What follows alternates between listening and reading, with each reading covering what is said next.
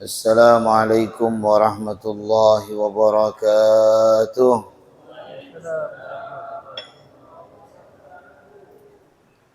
Bismillahirrahmanirrahim. Alhamdulillah rabbil alamin. Wassalatu wassalamu ala asyrafil anbiya'i wal mursalin wa ala alihi wa sahbihi ajma'in. Allahumma rzuqna fahman nabiyyin wa hifdzal mursalin wa ilhamal malaikatil muqarrabin. Allahumma ya fattahi alim ya fattahi alim iftah lana wa dhurriyyatana ma'rifatal ilmi fa innaka anta 'allamul ghuyub. Wa sallallahu ala sayyidina Muhammad nabil ummi wa ala sahbihi wa sallam walhamdulillahi rabbil alamin.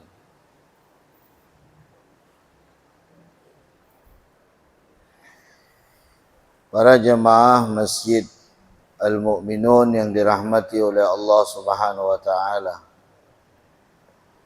Alhamdulillah, kita bersyukur kepada Allah yang telah menganugerahkan kepada kita nikmat iman dan Islam, yang telah memberikan kepada kita nikmat sehat wal afiyah dan keberkahan umur, yang telah memudahkan langkah kaki kita menuju masjid ini untuk melanjutkan dari ta'lim kita kitab Kifayatul Asqiya wa Minhajul Asfiya yang dikarang oleh Sayyid Bakri Ibnu Sayyid Shatta Ad-Dimyati. Salawat dan salam kita sampaikan dan kita haturkan kepada junjungan kita Nabi besar Muhammad sallallahu alaihi wasallam, yang mana beliau Rasulullah telah membawa kita dari jalan yang gelap gulita menuju jalan yang terang menerang yang disinari oleh iman wal Islam. Pada pertemuan sebelumnya kita sudah menjelaskan فَإِذَا بَدَا فَجْرٌ فَصَلِّ تَخَشُّعًا مُتَدَبِّرًا لِقِرَاءَةٍ وَمُكْمِلًا. Apabila telah terbit fajar, maka lakukan solat dengan khusyuk di dalam keadaan mutadabbir, merenungkan bacaan dan menyempurnakan segala rukun dan sunnah-sunnahnya. Kita sudah jelaskan makna daripada khusyuk pada pertemuan sebelumnya. Kemudian wajahat lituhdira fi salatika qalbaka juhdan balighan kaitanala fadaila. Wajhat, dan bersungguh-sungguhlah engkau lituhdira, untuk menghadirkan fi salatika qalbak, di dalam hatimu, menghadirkan hatimu di dalam solatmu dengan juhdan balighan kaitanala fadaila, dengan satu kesungguhan yang tinggi, kaitanala fadaila, supaya engkau memperoleh keutamaan-keutamaan. Maksudnya apa? Maksudnya bersungguhlah dan kerahkanlah kemampuan di dalam solat kita dengan satu kesungguhan yang tinggi. Bagaimana solat itu bisa kita kerahkan dengan suatu kesungguhan yang tinggi? Yaitu menghadirkan hati di dalam solat kita. Menghadirkan hati dalam solat kita. Maka sebab itu bisa mendapatkan atau bisa memperoleh dalam suatu keutamaan-keutamaan. Rasulullah sallallahu alaihi wasallam sudah mengajarkan kepada kita bahwa salat seorang hamba, ya, atau ketika seseorang hamba itu melakukan daripada salat, tidak ditulis baginya, ya, seperenamnya, dan tidak pula ditulis baginya sepersepuluhnya, dan hanya ditulis bagi hamba itu dari solatnya apa yang dia pikirkan daripadanya. Ya, artinya adalah ketika kita melakukan di dalam ibadah kepada Allah Subhanahu wa taala, ya, puncak di dalam ibadah itu adalah hadirnya hati.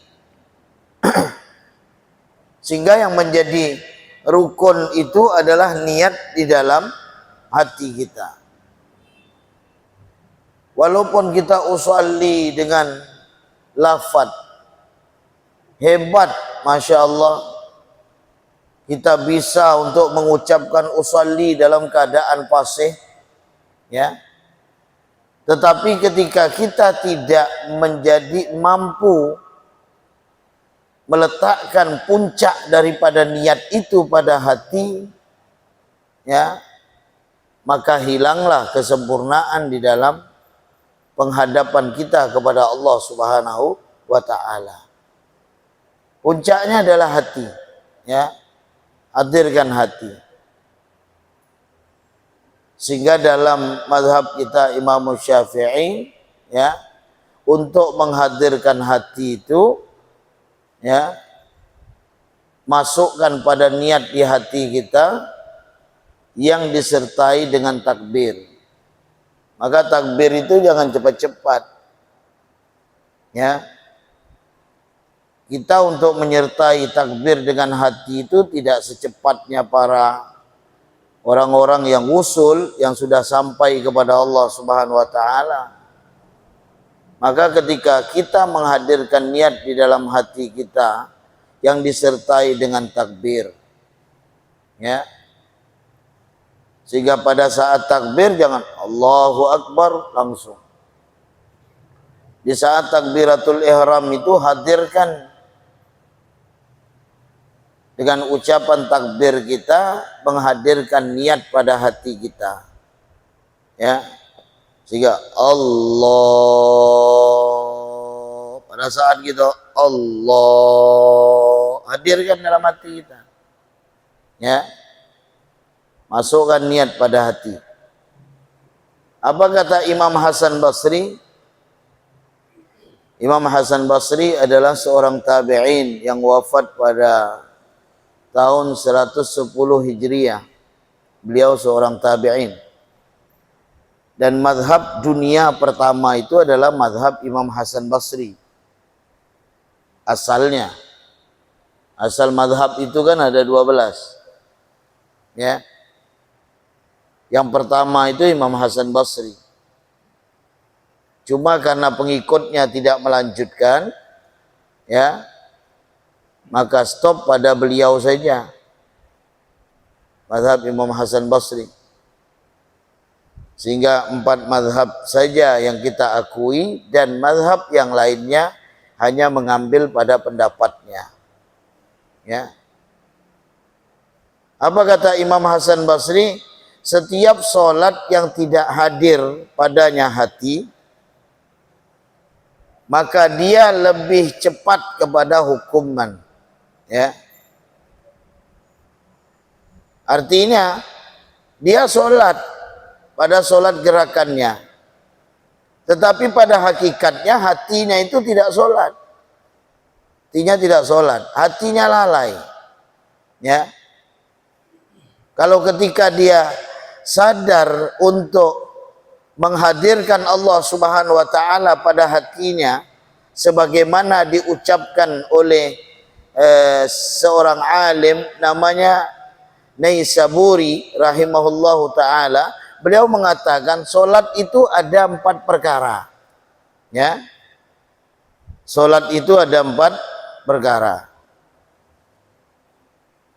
Yang pertama adalah hadirkan hati. Yang pertama. Yang kedua kata beliau musyahadatul qalbi. Musyahadah pada hatinya. Yang ketiga baru khudu', ketundukan kita atau ketundukan hati. Yang keempat baru khusyuk. 4 hal itu. Ya. Yang pertama adalah hudurul qalbi. Hadirnya hati. Yang kedua adalah musyahadatul qalbi. Musyahadah pada hati. Yang ketiga adalah khudu', yaitu ketundukan kita. Dan yang keempat baru khusyuk. 4 hal kata Al-Imam Naisaburi. Ya. Gimana cara kita memahaminya? Ya. Maka hadir hati itu adalah dengan jiwa. Hadir hati itu dengan jiwa. Ya. Barang siapa yang tidak hadir dengan jiwanya, maka dia adalah termasuk bagi seorang yang lupa. Ya. Orang yang lupa. Ya, sekarang begini. Orang gila itu kita sebut sakit apa? Sakit apa? Sakit jiwa. Ya kan? Kalau kita ngomong dengan mereka nyambung apa enggak? Enggak. Kenapa? Karena yang sakit itu adalah jiwa. Badannya sehat enggak? Badan sehat. Bahkan badannya lebih sehat dari kita itu. Karena dia makan dari sampah sekalipun tidak sakit. Coba kalau kita makan. Ya. Kenapa? Kalau sudah jiwa itu bisa untuk kita hadirkan, maka pikiran-pikiran yang merusak di dalam ibadah sholat kita, atau yang menjadi hubungan kita dengan Allah itu rusak, maka dia dengan sendirinya akan hilang. Ya. Hadirkan jiwa. Ya. Kalau sudah jiwa itu sadar dengan hubungan dia kepada Allah Subhanahu wa taala, maka hilanglah suatu pikiran-pikiran yang dapat hadir pada dirinya selain Allah Subhanahu wa taala. Ya. Sehingga yang dipikirkan satu. Ya. Yang paling rusaknya kita kalau tidak mampu hadir jiwa, ya. Kalau orang gila itu kan jiwanya kosong, maka dia sakit. Jiwanya kosong. Pada saat kita melakukan ibadatus sholat, kata Imam Naisaburi, bagaimana cara kita untuk tidak menghadirkan dengan jiwa kita? Berarti kosong. Jiwa kita dianggap sakit. Karena banyaknya pikiran-pikiran akal kita yang menyebab rusaknya di dalam jiwa kita melaksanakan daripada ibadah sholat. Kita tidak mampu menghadirkan. Ya. Sekarang orang gila. Di sini sementara beliau mengatakan menghadirkan hati, tidak menghadirkan jiwa. Ya kan? Kosong. Cuma kan kekosongan orang gila disebabkan karena keduniaan mereka. Keduniaan mereka. Kalau kekosongan para wali Allah itu disebabkan mungkin tajalli. Ya. Mereka ada pada diri mereka sifat rabbaniyah, sifat ketuhanan dalam tasawuf itu. Maka kosonglah dirinya, maka dia pun masuk pada posisi fana. Gitu. Orang gila kan kosong karena disebabkan dunia mereka. Pada saat itu mereka makan nasi sampah, dari sampah, sakit enggak? Enggak. Antum kalau makan nasi itu sakit enggak? Sakit. Dulu saya waktu kuliah, ada dosen psikolog saya, dia mengatakan jangan kalian mau kalau andai kata berkelahi dengan orang gila. Karena orang gila begitu kalian tonjok, kata dia akan tegap dan bangun lagi. Engkau begitu ditonjok langsung mepel. Kenapa? Karena dia tidak dipikirkan. Tidak dipikirkan. Ya. Makan itu yang menyebabkan kita sakit, makan kotor itu karena apa? Dipikirkan. Dipikirkan. Maka ketika kita memahami dalam penjelasan ini, saya berikan contoh apa yang dijelaskan beliau. Yang pertama adalah hudurul qalbi, menghadirkan hati kita dengan cara untuk tidak menghadirkan dengan jiwanya ketika kita melaksanakan dalam ibadah sholat. Berarti kalau jiwa itu tidak hadir, kalau jiwa itu kosong, maka pemikiran kita pun akan kosong. Sehingga dalam ibadah kepada Allah Subhanahu wa taala hilang pikiran-pikiran duniawi yang dapat merusak kita tuh. Ya. Ya, sholatnya tetap sah. Sholatnya tetap sah. Cuma kita kan ingin sempurna. Ya. Jadi ketika kita sudah Allahu Akbar, ya, jiwa kita yang terisi, ya, jiwa kita yang hati kita tidak kita hadirkan, justru jiwa yang hadir, maka jangan heran dalam sholat Allahu Akbar. Tadi itu toko tuntungnya berapa, orang berdagang berapa banyak. Tadi itu saya ke pasar tuh beli baju untuk jualan ni berapa, kira-kira masuk ke enggak ya? Kalau saya kreditkan sekian bulan begini, pokoknya dalam solat tu pernah tak? Pernah. Kira-kira 2 hari lagi kapal ni merapat ke belum ya? Barang-barang pelabuhan tu dah masuk ke apa belum? Pernah tak Bang Jai? Pernah, aku Bang Jai. Ya kan? Itu kenapa? Karena yang kita hadirkan adalah jiwa. Hudurul qalbi, hadirnya hati kita dalam solat. Sudah ada. Kalau kita mengambil pada posisinya orang yang gila tadi, zawalul akal, dia hilang. Hilangnya akal itu karena kosongnya jiwa.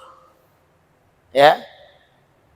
Kalau kita hadirkan hati kita pada saat kita melaksanakan ibadah, khususnya kita berbicara tentang solat ini yang dikatakan oleh Imam Nasiburi tadi, bahwa solat itu ada 4 perkara. Yang pertama adalah hudurul qalbi, hadirnya hati dengan cara ya tidak menghadirkan jiwa. Dan menghadirkan jiwa, maka akal pun otomatis tidak akan mengikutinya. Ya. Jiwa itu kalau kita bicara dalam bahasa Arabnya apa? Ya nafsu. Nafsu. Ya. Lebih bahasa umum lagi nyawa. Ya. Itu jiwa. Sehingga dalam Quran Allah menyebut jiwa itu dengan apa? Nafsu. Ya ayyatuhan nafsul mutmainnah, wahai jiwa yang tenang. Wala uqsimu bin nafsil lawamah, nafsu lawamah. Innan nafsa la ammaratum bisu illa ma rahima rabbi. Nafsu, nafsu itulah jiwa. Keinginan nafsu yang diikuti dengan keinginan akal. Ya. Sehingga jangan heran kalau jiwa kita hadirkan di dalam sholat, kira-kira akal itu mikir apa enggak? Mikir. Akal itu mikir. Ya. Apapun, saya pun apalagi sekarang sedang bangun pondok, mau menghadirkan hati itu agak sulit. Allahu Akbar, mulai keinginan jiwa yang masuk, ujungnya menghitung. Ya. Tadi kayu udah datang, kayu cocok tu ngapa ke orang tu bawa bingkok-bingkok wah Di atas tentu lurus ya, tapi di bawahnya bengkok semua macam keris. Tega gak orang ni untuk pondok. Dalam solat tu mikir, berarti besok lagi mau tak mau beli lagi kayu ni. Sekian nano, kalau duit dipakai ini nanti habis. Dalam solat tu. Itu mulai. Karena kenapa? Keinginan jiwa tu mulai masuk. Maka hati pun jarang hadir. Di sini diperintahkan adalah hudurul qalbi. Maka kita belajar apa yang dijelaskan oleh para ulama kita ya, dengan tujuan untuk menghubungkan kita kepada Allah Subhanahu wa taala supaya kita bisa hudurul qalbi. Ya. Yang pertama. Yang kedua, apa tadi yang kedua? Musyahadatul qalbi. Musyahadah pada hatinya. Barang siapa yang tidak musyahadah dengan hatinya, dia masuk golongan orang yang lalai. Ya. Lah bagaimana musyahadah itu apa? Musyahadah itu adalah memandang Allah dengan cahaya hati nuraninya. Memandang Allah. Memandang Allah pada posisi mata kita tidak akan mampu. Pasti memandang Allah itu dengan hatinya. Ya, dengan hatinya. Bagaimana caranya? Memandang pada af'alnya Allah. Memandang pada asma'nya Allah. Memandang pada sifatnya Allah Subhanahu wa ta'ala. Kalau memandang pada zat itu mustahil. Mustahil. Kalau antum belajar tasawuf, ada orang bilang, saya sudah tajalli dengan zat, bagus antum tinggalkan. Ini tak ada normal orang ini. Mustahil. Seorang itu bisa tajalli pada zat itu tidak akan bisa. Pada af'al bisa, ya, bisa. Pada asma, ya. Pada sifat, ya. Tapi kalau pada zat itu mustahil. Ya. Kenapa saya katakan mustahil? Nabi Musa alaihi salam minta mau melihat Allah. Allah perintahkan apa? Musa, coba lihat gunung itu. Begitu melihat gunung, maka gunung itu pun hancur, meledak, pecah, tersungkur Nabi Musa itu pingsan. Baru Allah bertajalli pada gunung. Kalau Allah bertajalli kepada kita, kira-kira apa yang terjadi? Saya yakin paling tidak tu ketawa seorang gitu. Pandai ketawa seorang, pandai senyum seorang, ya. Tidak bisa, tidak kuat raga kita, jasad kita untuk bertajalli pada zat itu tidak bisa. Ya. Maka kita hanya mampu musyahadatul qalbi. Menyaksikan Allah pada cahaya hati kita. Bagaimana caranya? Kita tidak melihat dalam suatu fi'il, suatu perbuatan, kecuali Allah ada padanya. Sehingga begitu seorang hamba musyahadatul qalbi menyadarkan pada dirinya, la haula wa la quwwata illa billah. Dia mampu untuk mengangkatkan tangannya solat. Dia mampu untuk ruku, dia mampu untuk sujud. Di dalam setiap gerakan solatnya dia mampu, karena gerakan itu pada gerakan yang Allah berikan kepadanya. Maka dia sadar tidak akan mampu dia melaksanakan setiap gerakan-gerakan dalam solatnya, kecuali itu adalah fiilnya Allah Subhanahu wa ta'ala. Maka dia sadar, oh, bukan saya yang kuat, tapi Allah yang kuat. Dia mampu bangun malam. Jam 3 malam dia udah bangun. Dia hadirkan hadapannya pada Allah Subhanahu wa ta'ala. Yang mana manusia dalam keadaan tidur. Dia tidak merasa bahwa ini adalah kekuatan bagi dirinya. Karena dia sudah paham pada musyahadah tadi. Kenapa? Hatinya memandang bahwa kekuatan ini adalah Allah memberikan kepada dirinya. Sehingga tidak setiap orang yang mampu. Tidak setiap orang yang mampu. Ya. Di situ. Jadi dia hadirkan pada fiilnya Allah. Dulu guru saya berkata begini, ketika kita belajar sifat 20, ya penjelasan ini kita dapati biasa dari guru-guru kampung gitu lah. Pada sifat 20 itu ya diberikan oleh Allah sesuatu yang berulang dalam maknanya. Berulang dalam maknanya. Contoh, sama. Ada enggak? Ada. Sami. Ada enggak? Ada. Sama artinya apa? Sami mendengar. Ya. Cuma kan biasa kita tambah saja. Sami maha katanya. Gitu. Basar artinya apa? Melihat. Basir melihat juga. Hayah artinya apa? Hidup. Hayyun hidup juga. Qudrah artinya apa? Qadiran kuasa juga. Iradah artinya apa?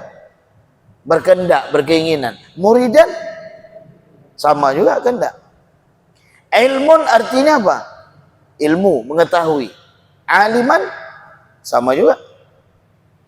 Ya. Apalagi? Ya, masih kurang satu. Ya. Kalam artinya apa? Bicara. Mutakallim bicara juga. Ada 7 yang Allah ulang-ulangi. Ya, yang sifat Allah yang kita ulang-ulangi. Ya. Dalam sifat 20. Kalau orang yang tidak paham, dia langsung apa sifat 20 itu syirik, ini tidak pernah. Kita akidah Ahlussunnah wal Jamaah menjadikan sandaran pada sifat 20 itu dalam penguatan tauhid kita, iman kita kepada Allah Subhanahu wa taala. Ya. Allah wujud qidam mukhalafatul hawadithi qiyamuhu binafsihi wahdaniyah qudrah iradah ilmun sama basar kalam qadiran muridan aliman yansami'an basiran. Ya. Jadi kalau kita mau musyahadah pada af'al, justru kita sadar pengulangan itulah yang menunjukkan bahwasanya makhluk ini la haula wala quwata illa billah. Tidak ada daya, tidak ada kekuatan kecuali milik Allah. Dari mana? Qudrah, misal contoh. Qudrah. Ada 7 sifat yang Allah berikan kepada kita.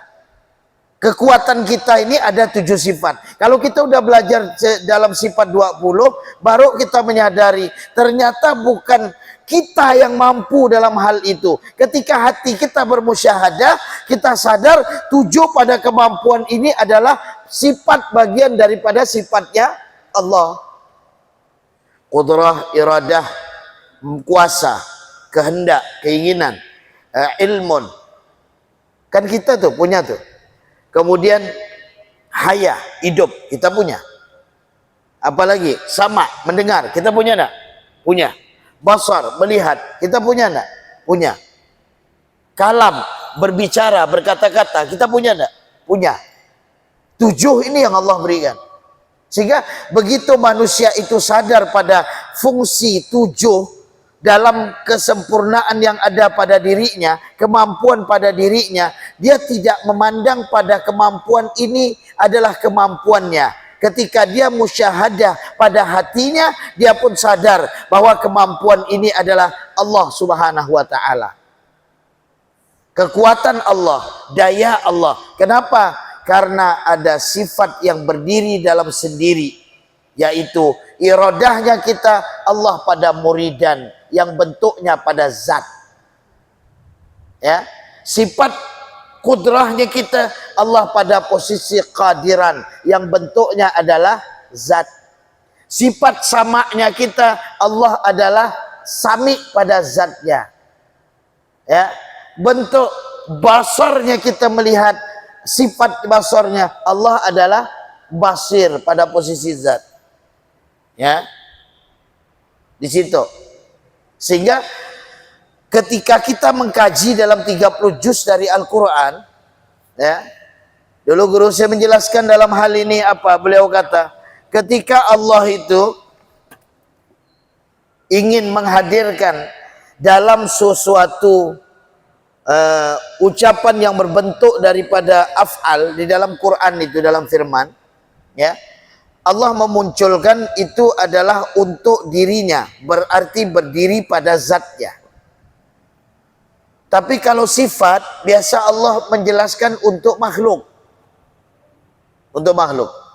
Contoh misalnya, Subhanalladzi asra bi'abdihi lailam minal masjidil haram ilal masjidil aqsa alladzi barakna haulahu linuriyahu min ayatina innahu huwas sami' al basir. Sami' basir. Ini pada zatnya. Tapi kalau Allah berbicara tentang sifat, ya, pada posisi sifat sama basar, antum lihat aja dalam Quran, pasti selalu Allah itu menunjukkan pada untuk makhluk. Innas sam'a wal basara wal fuada. Untuk siapa? Untuk kita.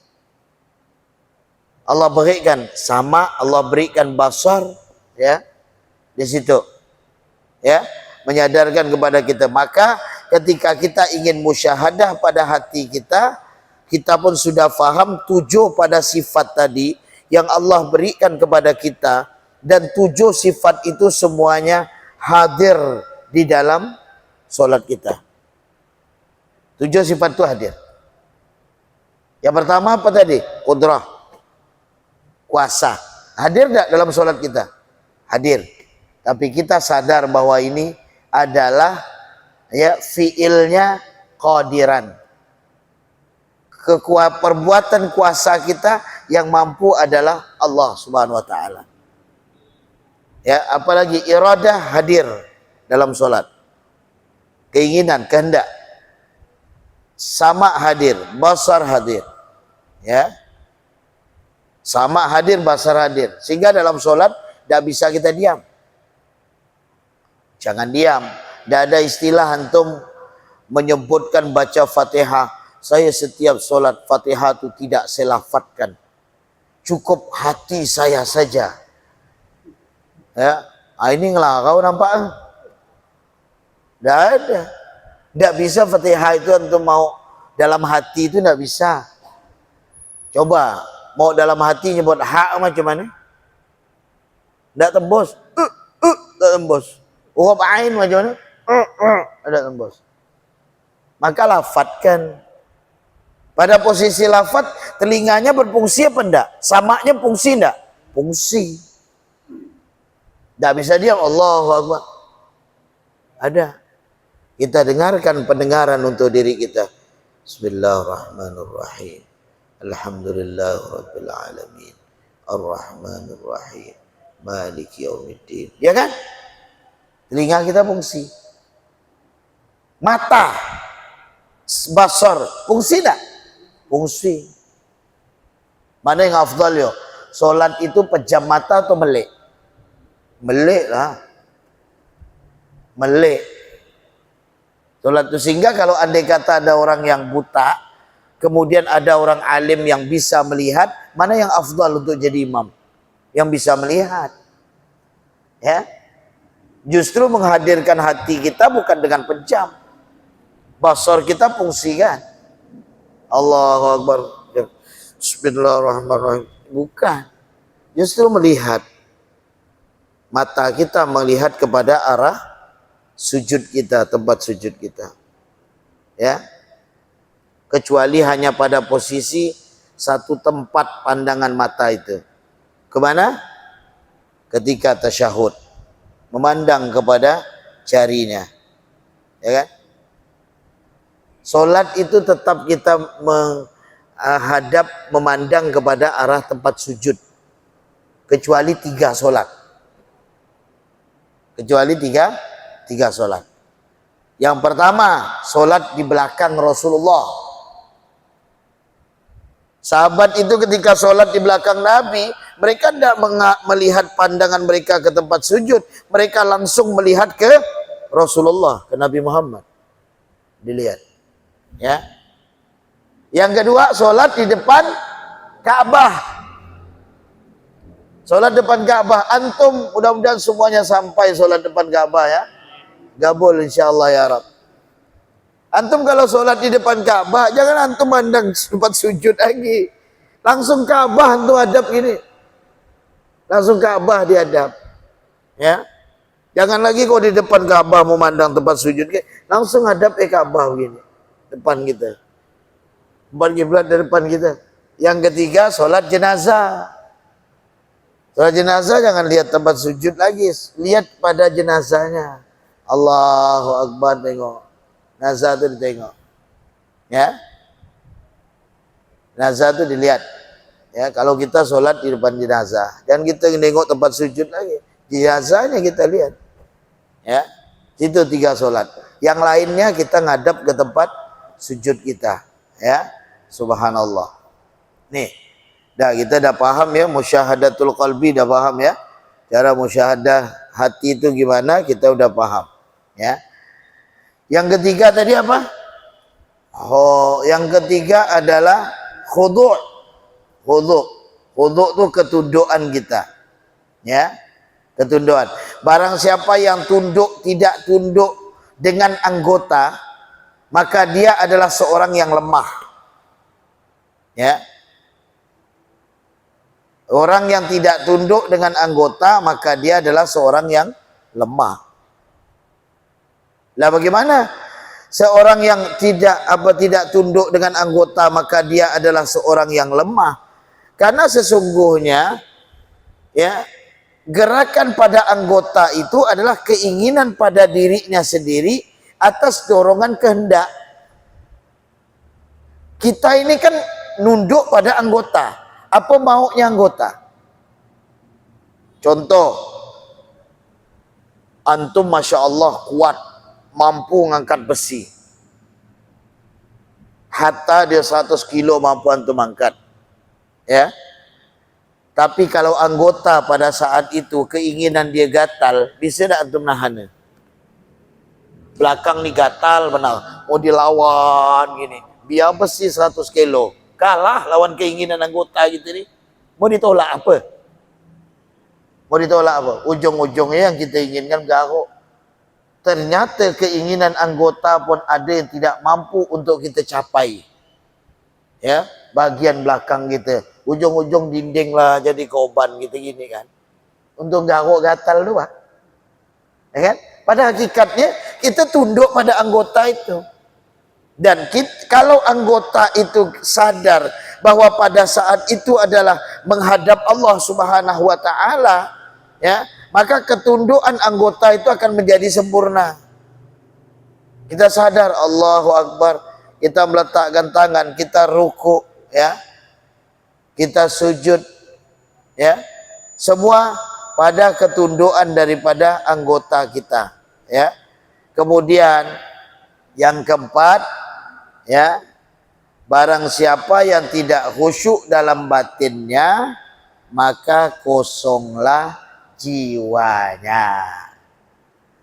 Yang tidak khusyuk pada batinnya, kosonglah jiwanya. Ya, gimana? Orang-orang ketika khusyuk itu bukannya pada pandangan mata kita, bukan pada pandangan gerakan pada anggota, tapi hati kita. Pada pertemuan sebelumnya saya sudah jelaskan, ya, tentang makna khusyuk. Ya. Apa? Makna khusyuk menghadirkan perasaan bahwa dia sedang berada di hadapan Allah. Raja dari segala raja yang mengetahui rahasia hatinya. Ya. dan yang lebih samar ditahui oleh Allah. Ya, kan kita sedang bermunajat kepada Allah, barangkali nampak pada saat itu sifat tajalli pada qaharnya Allah. Kalau dalam Asmaul Husna itu yang paling seram itu kalau udah nama Al-Qahar. Orang kalau udah faham dengan makna dari nama Allah Al-Qahar, bergetar seluruhnya, tunduk pada kelemahan dirinya. Ya, karena dia berjalan pada setelan Allah Subhanahu wa taala. Ya. Itu kajian Asmaul Husna yang biasa hadir pada hari Jumat. Setelah sholat apa? Maghrib di Masjid As-Solihin. Itu kan kajian Asmaul Husna. Udah lama udah. Al-Qahar udah selesai. Ya. Saat ini kita masuk apa? Ar-Raqib ya. Nama Allah Ar-Raqib di Masjid As-Solihin itu. Malam Sabtu. Ya. Nah, di situ kita udah paham, udah pertemuan sebelumnya. Khusyuk itu apa? Menghadirkan perasaan bahwa dia sedang berada pada hadapan Allah. Ya. Jadi walaupun khusyuknya kita kan tidak bisa khusyuknya seperti ya orang-orang yang usul mereka sampai kepada Allah Subhanahu wa taala, ya, hilang semuanya. Maka di dalam Al-Qur'an Allah telah mengajarkan kepada kita qad aflahal mu'minun alladzina hum fi salatihim khashi'un, ya. Sungguh beruntung orang-orang mukmin, mereka yang khusyuk di dalam solatnya. Dan ini belum selesai. InsyaAllah akan kita lanjutkan pada pertemuan selanjutnya, masih penjelasan tentang wajahat lituhdir fi salatika qalbak juhdan balighan kaitanala fadailah. Ya, akan kita jelaskan insyaallah pertanyaan pada pertemuan selanjutnya. Pertemuan selanjutnya itu tanggal berapa? Udah ada ceramah. Insyaallah sampai di sini. Mudah-mudahan manfaat, mudah-mudahan dengan keberkahan ta'lim Allah sampaikan dari segala hajat kita. Allah Subhanahu wa taala memberikan sehat walafiat yang dalam keadaan sakit, ya. Ya Rabbana tarafna wa annana asrafna ala ladha ashrafna fatub alaina tauba tasil li kulli hauba wastur lanal awrati wa aminir rawati wa ghfir li walidina rabbi wa mauludina wal ali wal ikhwani wa sairil khillani wa kulli dhi mahabbah أو جيرة أو صحبة والمسلمين أجمع آمين ربي أسمع فضلا وجود منا لا باكتساب منا بالمصطفى الرسول نهضى بكل سول صلى وسلم ربي عليه عد الحب وآله وصحبه عداد طش صحبه والحمد لله بالبدء والتناهي والحمد لله بالبدء والتناهي حسبنا الله ونعم الوكيل نعم المولى ونعم النصير ولا حول ولا قوة إلا بالله العلي العظيم وصلى الله على سيدنا محمد نبي الأمي وعلى صحبه وسلم والحمد لله رب العالمين سبحانك اللهم وبحمدك أشهد أن لا إله إلا أنت أستغفرك وأتوب إليك. Assalamualaikum warahmatullahi wabarakatuh.